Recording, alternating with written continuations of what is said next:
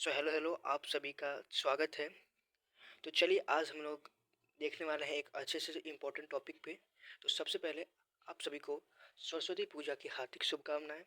और माँ से आप प्रार्थना करिएगा कि आपका आने वाला जो भी एग्ज़ाम हो वो अच्छे तरीके से जाए और उसमें आप बहुत अच्छा करो। तो चलिए हम आज देखने वाले हैं एक बहुत इम्पोर्टेंट टॉपिक। क्या है वो? हिंदी निबंध देखने वाले हैं, उसके वायरल ट्रिक को समझने वाले हैं कि उसमें हम लोग ट्रिक से कैसे हम बिना निबंध याद किए हुए भी उसको हम लिख सके और उससे पूरे पूरे नंबर हम ले सके। तो सबसे पहले ये क्लास आप 10th और 12th दोनों के लिए भी ले सकते हो और ये बहुत ज़्यादा इम्पोर्टेंट क्लास होने वाली है। तो चलिए फर्स्ट हम लोग समझने वाले हैं कि हम निबंध लिखेंगे तो क्या क्या उससे पहले हम करेंगे। तो आपको निबंध लिखने से पहले आपको ये देखना है। तो एक आप कोई भी एक निबंध को चुनिए जो आपके विकल्प में दिए हुए होंगे और उसके सबसे पहले क्या लिखिएगा? तो भूमिका को लिखना पड़ेगा। क्या? तो भूमिका। फिर आपको लिखना पड़ेगा उसका कारण, फिर उसकी समस्या, उसके लाभ और हानि और उपसंहार या उसको बोलते हैं निष्कर्ष। तो आप सभी इतने ऐसे पॉइंट वाइज पॉइंट आप निबंध लिखते हो तो आपका जो एग्जाम में निबंध आएगा और आप ऐसे लिखते हो तो आपको सीधे सीधे नंबर मिलेंगे। आपके नंबर कटेंगे भी नहीं और अच्छी तरीके से मिलेंगे, क्योंकि एग्जामिनर पूरी निबंध को पढ़ता नहीं है, सबसे पहले उसकी हेडलाइन को देखता है विद्यार्थी कैसे तरीके से लिखा गया है। तो चलिए हम लोग लाइन बाय लाइन भूमिका क्या होता है, उसका कारण में क्या लिखा जाता है, उसकी समस्या में क्या लिखा जाता है, उसके लाभ में क्या लिखा जाता है, उसकी हानि में, उसके उपसंहार में, ये सभी हम लोग देखेंगे लाइन बाय लाइन। तो हम पहला निबंध देखेंगे। आपको हम समझाने के लिए एक निबंध लाए हैं, भ्रष्टाचार। और ये भी इम्पोर्टेंट है, इसलिए इसको लाए हैं सिर्फ समझाने के लिए। तो ये आपके एग्जाम में 8 मार्क्स के पूछे जाते हैं। तो सबसे पहले भ्रष्टाचार आप निबंध लिखेंगे। 8 नंबर के एग्जाम में बहुत ज़्यादा इंपॉर्टेंट है। तो पहले भ्रष्टाचार निबंध लिखने से पहले आप एक ब्लैक कलम से आपको हेडलाइन बनाना है, उस पर लिखना है क्या? ऊपर में लिखना है भूमिका। तो भूमिका भ्रष्टाचार को लिए हुए हम तो क्या लिखेंगे कि भ्रष्टाचार एक सामाजिक बुराई है जिसमें व्यक्ति अपने पद, अधिकार और शक्ति का गलत उपयोग करके निजी लाभ प्राप्त करता है। यानी जो अपना पद के आधार पे, शक्ति के आधार पर निजी लाभ कमाने का प्रयास करता है और इससे समाज में अन्याय बढ़ रहा है, और इससे समाज में अन्याय बढ़ रहा है। और ना कि आपको हार्ड शब्द में लिखना है, एकदम आसान शब्द में लिखिएगा जैसे में इसे लिखा हुआ है। फिर बोला अन्याय बढ़ रहा है और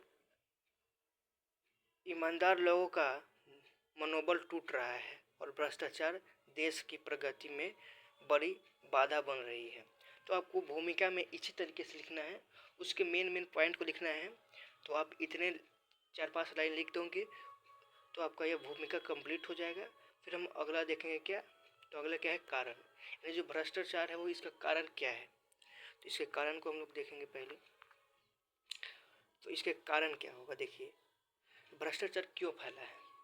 तो भ्रष्टाचार फैलने का पहला कारण है कि लालच, नैतिक मूल्य की कमी और अशिक्षा, बेरोजगारी, कानून का कमजोर पालन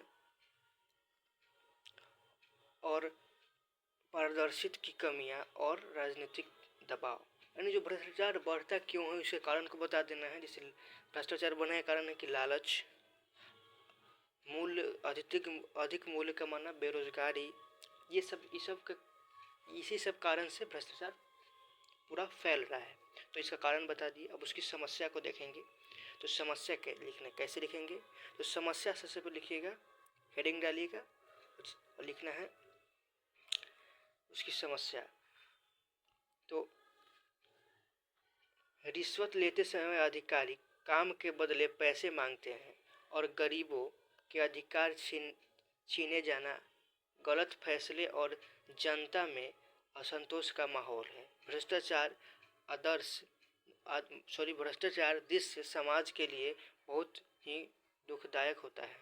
और जिसकी समस्या बता देना है कि भ्रष्टाचार जो है वो अधिकारी किसी गरीब या अमीर, गरीब के काम करने के लिए उससे घूस मांगते हैं, उससे पैसा मांगते हैं तभी उसका कार्य करते हैं। यह एक उसकी बहुत बड़ी समस्या है। तो उसकी समस्या आपको भी पॉइंट मिले तो पहले उसकी समस्या को लिख दीजिएगा, फिर हम उसके लाभ को लिखेंगे। भ्रष्टाचार के लाभ क्या है? कोई चीज़ का लाभ होगा तो उसका हानि जरूर ही होगा। तो पहले हम उसके लाभ को देखते हैं। तो भ्रष्टाचार की कई वास्तविक लाभ नहीं होती। कुछ लोग तो अस्थायी फायदे मिलना सकता है, मतलब जो अस्थायी जो फायदे के लिए वो भ्रष्टाचार करते हैं, लेकिन समाज और देश को हमेशा नुकसान ही होता है। और इससे लाभ सिर्फ जो भ्रष्टाचार करता है उसी को होता है, बट वो समाज और देश को बहुत ज़्यादा नुकसान होता है। तो इसको इसे लिख दीजिएगा, उसके लाभ को लिख दीजिएगा और उसके हानि को लिखेंगे हम लोग। तो चलिए हानि को देखते हैं फटाफट। बोला कि हानि को देखते हैं, तो हानि में क्या बोला कि गरीब और कमज़ोर लोगों को, पीड़ित लोगों को, यानी गरीब और कमज़ोर लोगों को पीड़ित होते हैं, उनके कार्य रुक जाते हैं और देश की आर्थिक कमजोरी हो जाती है, अपराध बढ़ जाते हैं और जनता की समस्या से विश्वास उठ जाता है। जनता का जो सरकार से विश्वास उठ जाता है।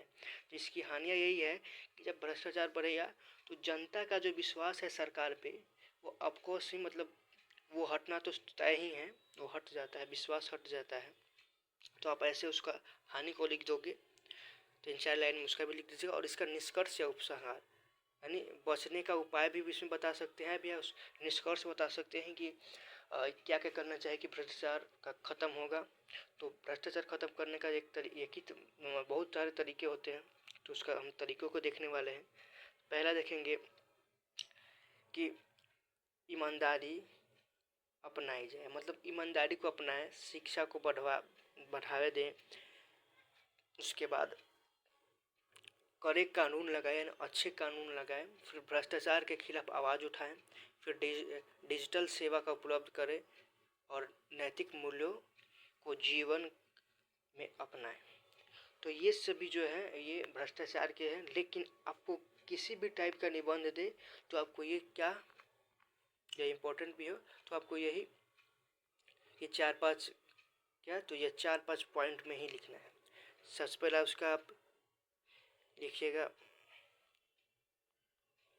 सबसे पहले आप लिखिए उसकी भूमिका को लिखिएगा, और भूमिका लिखने के बाद उसके कारण बता दीजिएगा। आपसे भ्रष्टाचार पूछे या कुछ भी उसका कारण बताइए, उसकी समस्या बताइए, उसके लाभ को बता दीजिए और उसकी हानि भी बता दीजिए, फिर उसका उपसंहार बता दीजिए। यानी आप इसी 4-5 पॉइंट में लिखोगे तो निष्कर्ष या उपसंहार लिखना बहुत ज़रूरी है और भूमिका भी लिखना ज़रूरी है। बीच में आप 1-2 स्टेप नहीं लिखते भी हो तो वो चलेगा, लेकिन आपका भूमिका और उपसंहार यानी निष्कर्ष लिखना बहुत ज़रूरी है।